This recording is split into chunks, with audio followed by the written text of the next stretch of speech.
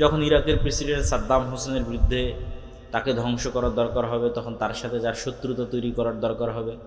আবার যখন আরেক দেশকে ধ্বংস করার দরকার হবে, তখন তার সাথে যার শত্রুতা করার দরকার হবে। এই ডিভাইড অ্যান্ড রুল, ভাগ করো এবং শাসন করো, এই যে পদ্ধতি,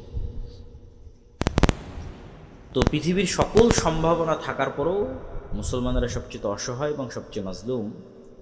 তার অন্যতম একটি কারণ হচ্ছে যে সমস্ত ভ্রান্ত মতবাদ দিয়ে মুসলমানদের বিভক্ত রাখা হয়েছে, সে ভ্রান্ত মতবাদগুলো। এবং দ্বিতীয় আরেকটি বড় কারণ, যদিও ইদানিং বহু বক্তব্যে আমি দাজ্জাল, ইমাম মাহদি, ইয়াজুজ মাজুজ এগুলো নিয়ে আলোচনা করেছি, সেক্ষেত্রে আমি দেখেছি মানুষের মধ্যে একটা মনের ইচ্ছা লক্ষ্য করা যায় যে মানুষ, আমার ধারণা যে সাধারণ মুসলমানদের যদি অবস্থা হয় তাহলে অন্য সব জায়গায় সকলের একই অবস্থা, যে সবাই এই মনে করে বসে আছে যে হ্যাঁ আমার তো কিছু করার দরকার নাই, ইমাম মাহদি আসবে উনিই সব করবে, ঈসা আলাইহিস সালাম আসবে উনিই সব করবে, তাহলে অন্য মুসলমানদের আর মুসলিম নেতাদের আর কোনো করণীয় নেই। এই চিন্তা যদি সুলতান মোহাম্মদ আল ফাতেহ করতেন, তাহলে উনি মাটির উপর, পাহাড়ের উপর দিয়ে জাহাজ চালাতে পারতেন না।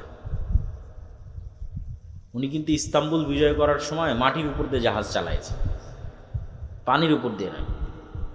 মানে যখন সকল রাস্তা বন্ধ হয়ে গেছে, যখন সবাই হাল ছেড়ে দিয়েছে যে না এবারও ইস্তাম্বুল বিজয় সম্ভব নয়, ইস্তাম্বুল বিজয় করার জন্য, তুরস্ক বিজয় করার জন্য একদম আল্লাহর নবীর যুগ থেকে সুলতান মোহাম্মদ আল ফাতেহের যুগ পর্যন্ত অসংখ্য মুজাহিদ বাহিনী চেষ্টা করেছে, কেউ পারেনি। কেন? এটা খ্রিস্টানদের সবচেয়েতে, যেমন আজকের ইতালির রাজধানী রোম, এরকম বাইজেন্টাইন এম্পায়ারের রাজধানী হচ্ছে তুরস্কের রাজধানী কনস্টান্টিনোপল, কুস্তুনতুনিয়া, ইস্তাম্বুল। এটা বিজয় করা এত সহজ নয়। তো যখন সবাই হাল ছেড়ে দিয়েছে, তখনও সুলতান মোহাম্মদ আল ফাতেহ স্বপ্ন দেখছেন যে না ইস্তাম্বুল বিজয় সম্ভব, তো যাওয়ার যে কোনো রাস্তা নাই, তবু তাহলে মাটির উপর দিয়ে জাহাজ চলবে। মাটির উপর দিয়ে কেমনে জাহাজ চলবে?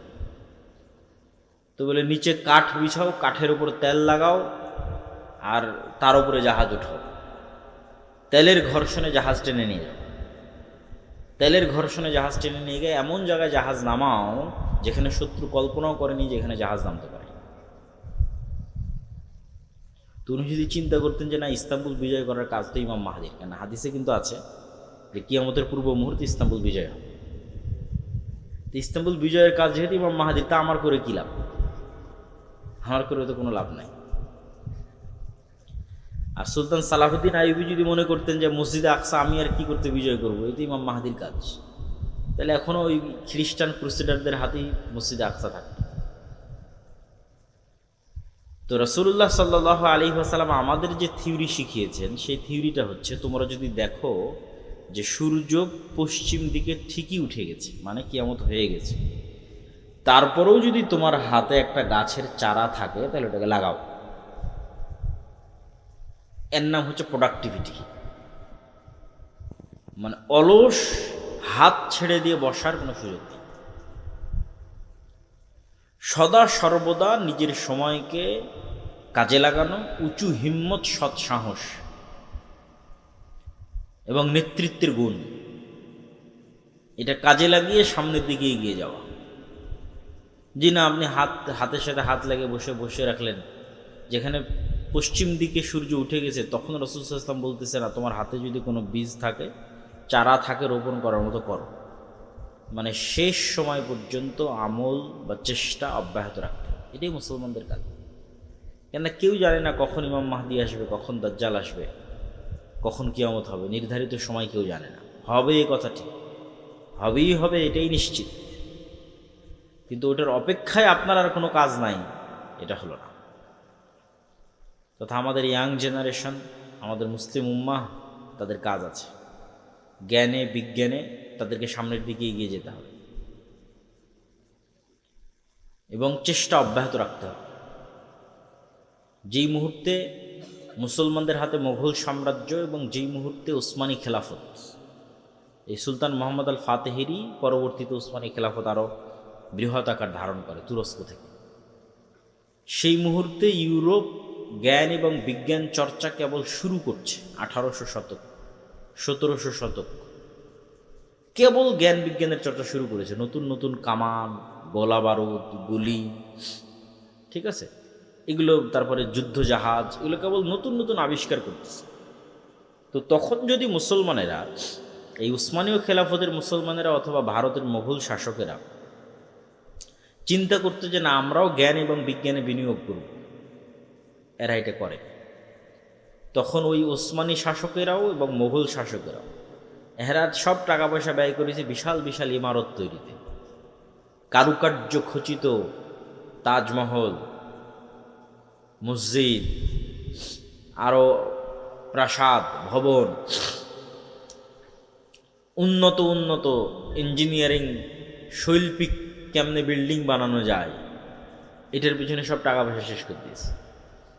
তো তাজমহলের পিছনে যা টাকা ব্যয় করেছে ওই টাকা যদি ভারতের মুসলমানদের সন্তানদের জ্ঞানের পিছনে ব্যয় করা হতো তাহলে হয়তো মুঘল সাম্রাজ্যের পতন নাও হতে পারতো। আল্লাহ আলম, আল্লাহ ভালো জানে।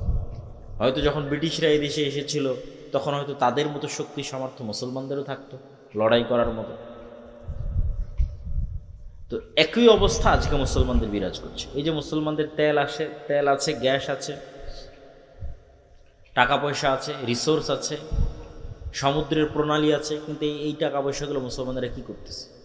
বিশাল বিশাল উঁচু উঁচু বিল্ডিং, পর্যটন খাত, যে আমরা পর্যটন খাতকে উন্নত করব, পর্যটন খাতের পিছনে ব্যয় করব, মানুষ আসবে ঘুরতে, এখান থেকে আমরা ইনকাম করব। এই যেটার পিছনে ব্যয়, জ্ঞান এবং বিজ্ঞান শিখার পিছনে কোনো ব্যয় আছে, কিন্তু ওই মাপের ব্যয় নাই যে না আমার মূল টার্গেট জ্ঞান বিজ্ঞান। তো কীরকম ভয়াবহ পরিস্থিতির মুখোমুখি হতে পারে মুসলমানেরা তা তো চোখের সামনেই দেখা যাচ্ছে। তো এই জন্য আমাদেরও নিজ নিজ সাধ্যের জায়গা থেকে যে না হ্যাঁ আমি আমার জায়গা থেকে কি করতে পারি, আমাদেরকেও আমাদের জায়গা থেকে দুটো কাজ করতে হবে। সৎ নেতৃত্ব কিভাবে তৈরি হবে তার প্র্যাকটিস, জ্ঞান এবং বিজ্ঞানে কিভাবে আমরা সামনের দিকে এগিয়ে যাব তার চেষ্টা। আমাদের বিশ্ববিদ্যালয়গুলোর অবস্থা আরও শোচনীয়। আরব বলেন, পারস্য বলেন, তারা মোটামুটি তাও কিছু আছে, আমাদের দেশে তাও নাই। এখানে অতটুকুও নাই, এখানে শুধু চেতনা বিক্রি হয়, সভাপতি আর সহসভাপতি পদ বিক্রি হয়, আর দলীয় এবং ছাত্র রাজনীতি এবং অস্ত্র মারামারি গণ্ডগোল এটাই শেখানো হয়। এবং সেখান থেকে বের হয় চাঁদাবাজ, সেখান থেকে বের হয় সন্ত্রাস, সেখান থেকে বের হয় দুর্নীতিবাজ। দেশের জন্য কিছু করবে এরকম প্রজন্ম তৈরি হয় না। ফলত 52 বছরও এই দেশে বলার মতো কিছু নাই, যে এই দেশের কিছু হয়েছে, কিছু আছে, এরকম নাই। না ডিফেন্স সিস্টেম, না সামরিক খাত, না অন্য আর কোনো জ্ঞান গবেষণা। কোথাও বাংলাদেশ বলতে পারবে না যে না এই জায়গায় আমি নিজের পায়ে দাঁড়িয়ে আছি। তো এই যে আমাদের ভয়াবহ অবস্থা, এটার থেকে বের হওয়ার জন্য পড়াশোনা, জ্ঞান বিজ্ঞান এবং নেতৃত্বের গুণাবলীর বিকাশ। নেতৃত্বের গুণাবলীর বিকাশ কিভাবে হবে? আগের বহু বক্তব্যে তুলে ধরা আছে যে সত্যবাদিতা এবং ন্যায়পরায়ণতাই হচ্ছে নেতৃত্ব বিকাশের একমাত্র রাস্তা। যে কোনো মানুষ চিন্তা করবে যে আমি শতভাগ সত্য বলবো এবং শতভাগ ন্যায় প্রতিষ্ঠা করব, সেই নেতা। প্রথমে কোথায় করতে হবে? প্রথমে পরিবারে, তারপরে কোথায় করতে হবে? আশেপাশে। পরিবারে আমি আমার স্ত্রীকে হক দেই না, মানে আমি নেতা নই, আমার মধ্যে নেতৃত্বের যোগ্যতা নাই, আমাকে দিয়ে আল্লাহ সুবহানাহু ওয়া তাআলা নেতৃত্বের খেদমত নেবেন না। বাবা মায়ের কথা শুনি না, বাবা মায়ের হক আদায় করি না, মানে আমি নেতা নই। নিজের বোনকে পিতার সম্পত্তিতে ন্যায়ের সাথে ভাগ দেইনি, তার মানে আমি নিজেই জালেম, আমি ন্যায় প্রতিষ্ঠাকারী নই। তাহলে নেতা তৈরি হয় এই দুইটা জিনিসের উপর ভিত্তি করে, সত্য বলা এবং ন্যায় প্রতিষ্ঠা করা। তা আমরা মসজিদ মাদ্রাসায় সালাত, সিয়াম, হজ, যাকাত, দোয়া দরুদ সবই শিখিয়েছি, কিন্তু দেখবেন ওখান থেকে বের হয়ে ওই আলেম, ওই মাওলানা, মাদ্রাসা শিক্ষক, ইসলামী দলের নেতা কর্মী কারোর মধ্যেই এই দুটো গুণের নাই, সত্যবাদিতা নাই, ন্যায় নিষ্ঠা নাই। সালাত, সিয়াম, হজ, যাকাত আছে, ফলত সেও আর নেতা হতে পারতেছে না। কিন্তু নেতা হতে হলে তাকে এই দুটো গুণ লাগবে। আমরাও নেতা হতে পারতেছি না এই দুটো গুণের অভাবে।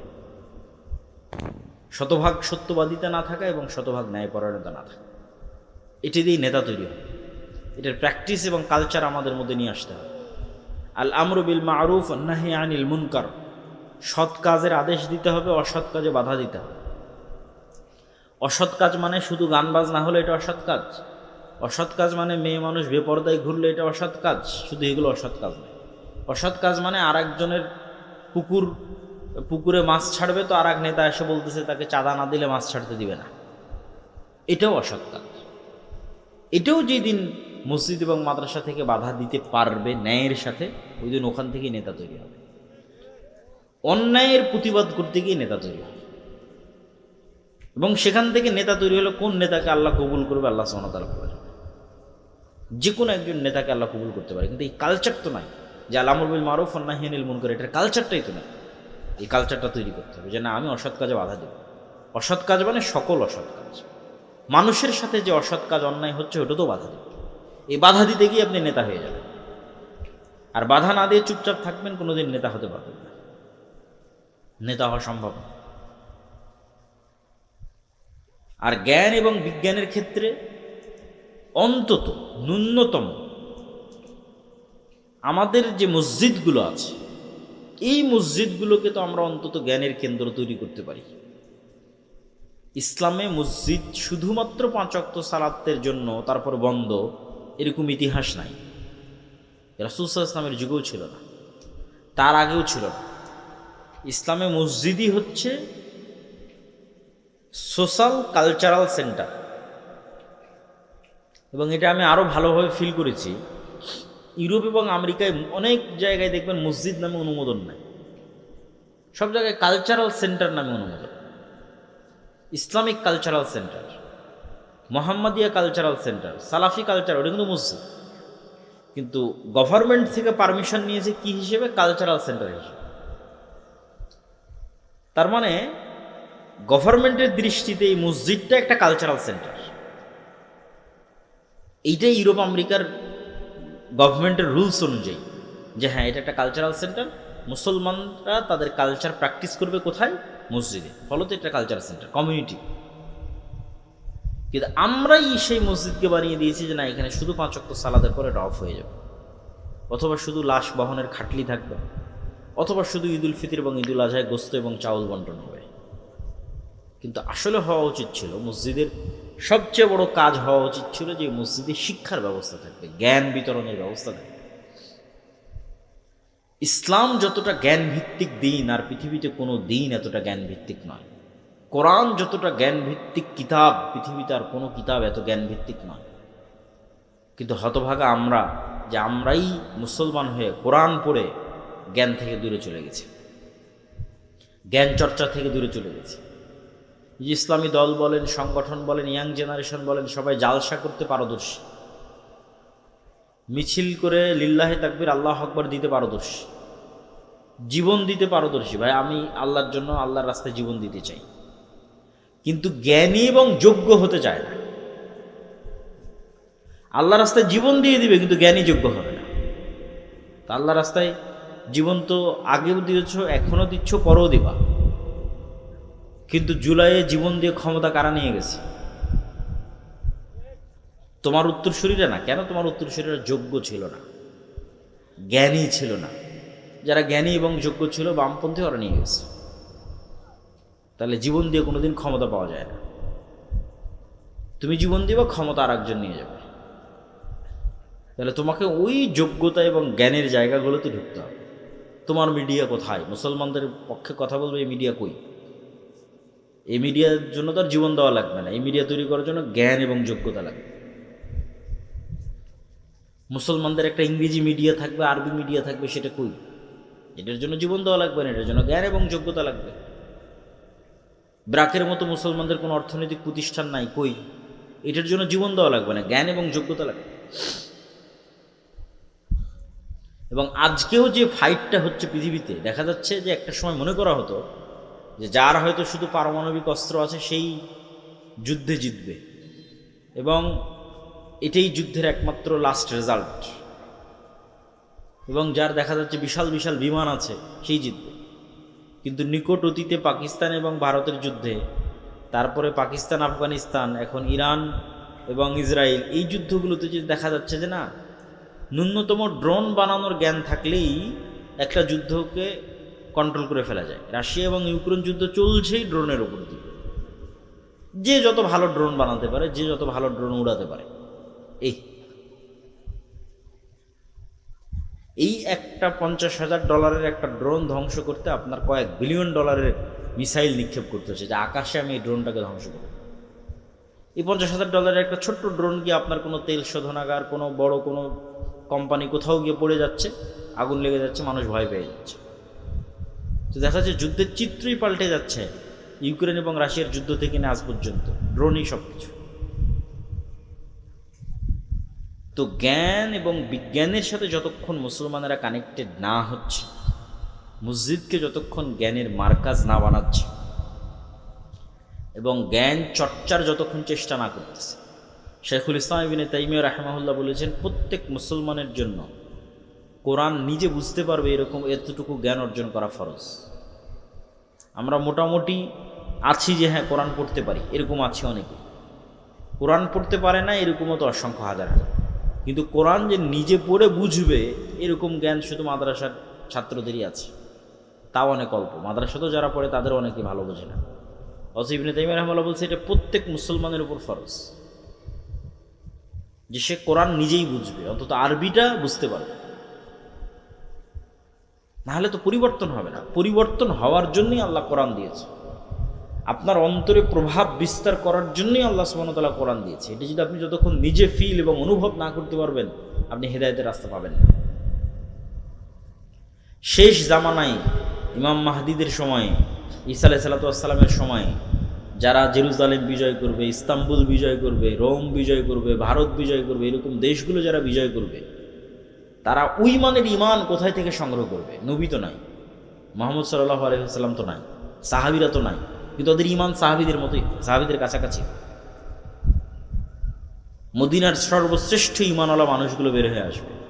কেমনে তারা ইমানটা তৈরি করবে? কোরআন দিয়ে। কোরআনের সংস্পর্শে তাদের ইমানের লেভেল ওই জায়গায় পৌঁছে যাবে।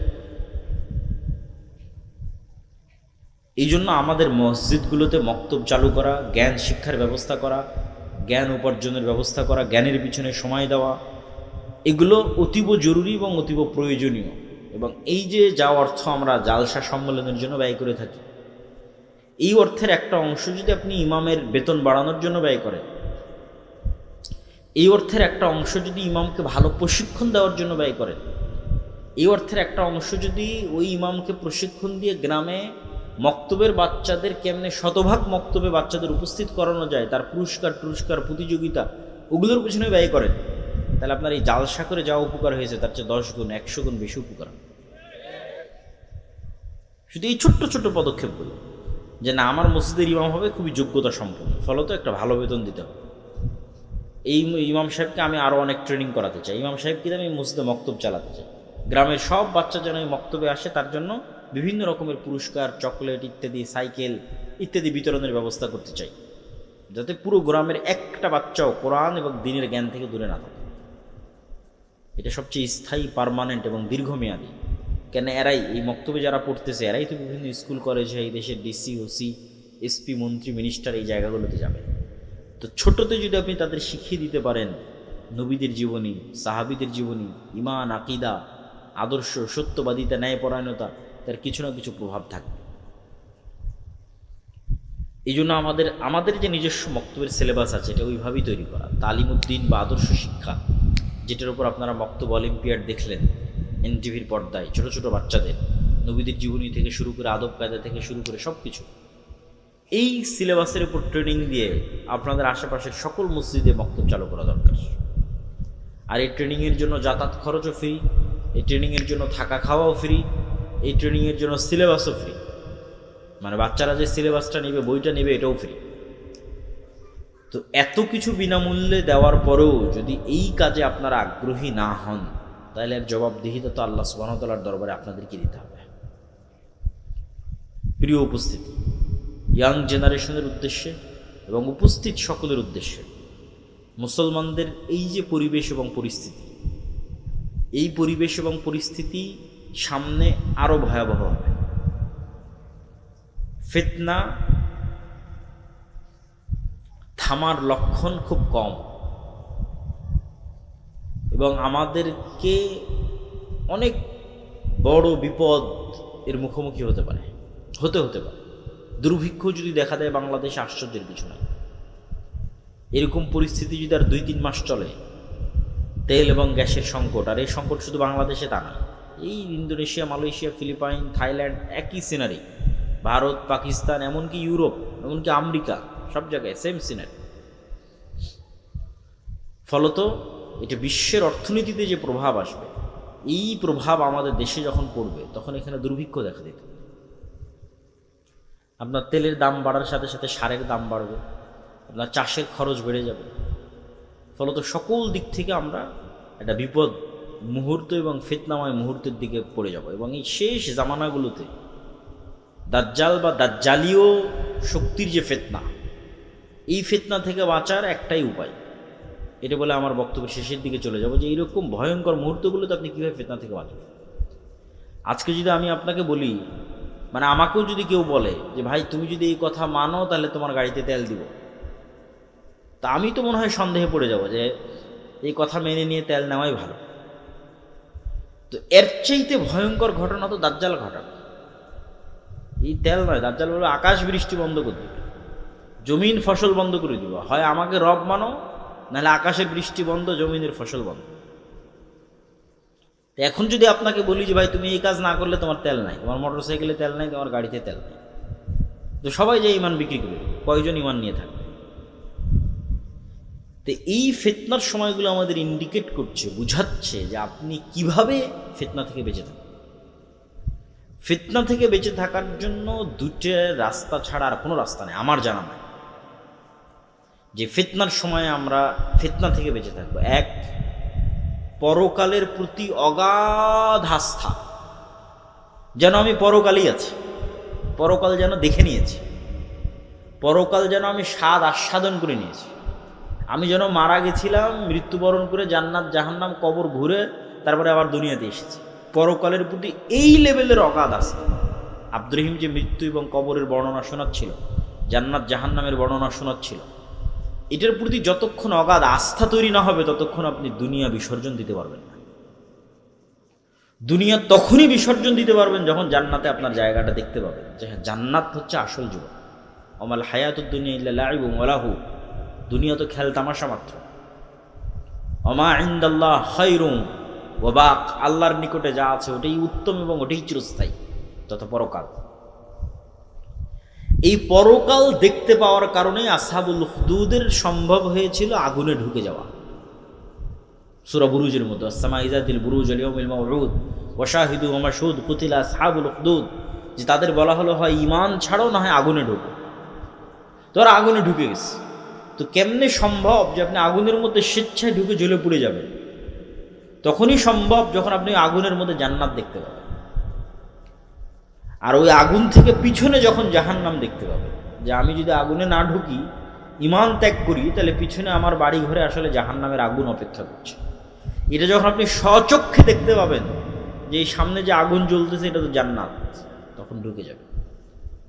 এই সেম ঘটনা দাজ্জাল ঘটাবে, বলবে দাজ্জালের জান্নাত জাহান্নাম, দাজ্জালের জাহান্নাম জান্নাত।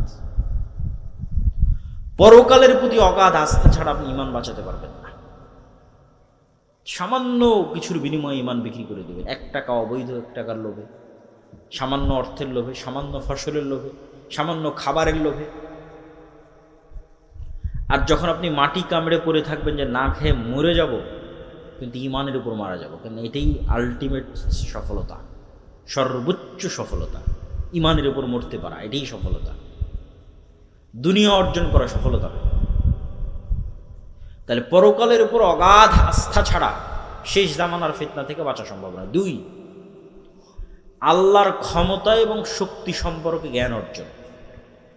আল্লাহর ক্ষমতা, শক্তি, সাহায্য, তাওহীদ, এগুলো দিয়ে কোরআন পরিপূর্ণ। 3, সালাতের উপর অটল থাকা। তাওহীদ কত গুরুত্বপূর্ণ যে ইব্রাহিম আলাইহিস সালাতু ওয়াসসালাম আল্লাহ সুবহানাহু ওয়া তাআলার নিকটে দোয়া করছেন, রব্বি জাআল হাযাল বালাদা আমিনা ওয়াজনুবনি ওয়া বানিয়া আন না'বুদাল আসনাম।